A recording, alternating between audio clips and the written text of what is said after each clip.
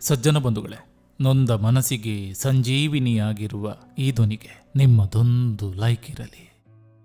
ಹಣ ಮಾತನಾಡುವಾಗ ದೇವರು ಕೂಡ VIP ದರ್ಶನ ಕೊಡ್ತಾನೆ. ಮೆಚ್ಚಿಸುವ ಕೆಲಸವನ್ನು ಮಾಡುವ ಬದಲು ಕೆಲಸವನ್ನು ಮೆಚ್ಚಿ ಮಾಡಿದ್ರೆ ಮೆಚ್ಚುಗೆ ಎಂಬುದು ತಾನಾಗೆ ಒಲಿದು ಬರ್ತದೆ.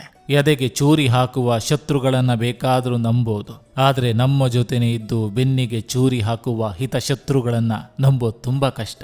ಜೀವನದಲ್ಲಿ ಸಮಯವನ್ನು ನಂಬದಿದ್ದರೂ ಸಹನೆಯನ್ನ ನಂಬಲೇಬೇಕು. ಯಾಕಂದ್ರೆ ಕೆಲವೊಮ್ಮೆ ಸಮಯ ನಮ್ಮ ಕೈ ಬಿಟ್ಟರು ಸಹನೆ ಕೈ ಹಿಡಿಯುವುದು. ಋಣ ಇದ್ದರೆ ಬೆಟ್ಟದ ತುದಿಯಲ್ಲಿರುವ ಹಣ್ಣು ನಮ್ಮ ಪಾಲಾಗ್ತದೆ. ಋಣ ಇಲ್ಲದಿದ್ದರೆ ಅಂಗೈಯಲ್ಲಿರುವ ಹಣ್ಣು ಕೂಡ ಜಾರಿ ಬಿದ್ದು ಅನ್ಯರ ಪಾಲಾಗ್ತದೆ. ಸಹಿಸಿಕೊಳ್ಳುವ ತಾಳ್ಮೆ ಇದೆ ಅಂದಮೇಲೆ ತಿರುಗಿ ಬೀಳುವ ತಾಕತ್ ಕೂಡ ಇದ್ದೇ ಇರುತ್ತೆ, ನೆನಪಿರ್ಲಿ. ಅವರಿಗೆ ನೋವಾದ್ರೆ ಅದು ನೋವಂತೆ, ನಮಗೆ ನೋವಾದ್ರೆ ಅದು ನಾಟಕವಂತೆ.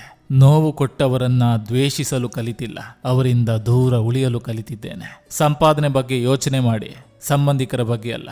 ಸಂಪಾದನೆ ಚೆನ್ನಾಗಿದ್ರೆ ಊರಲ್ಲಿರೋರೆಲ್ಲ ಸಂಬಂಧಿಕರೇ. ತನ್ನ ಹಣೆ ಬರದ ಬೆವರನ್ನು ಸುರಿಸಿ ಮಕ್ಕಳ ಭವಿಷ್ಯದ ಹಣೆ ಬರವನ್ನು ಬರೆಯುವ ಶಿಲ್ಪಿ ಅಪ್ಪ.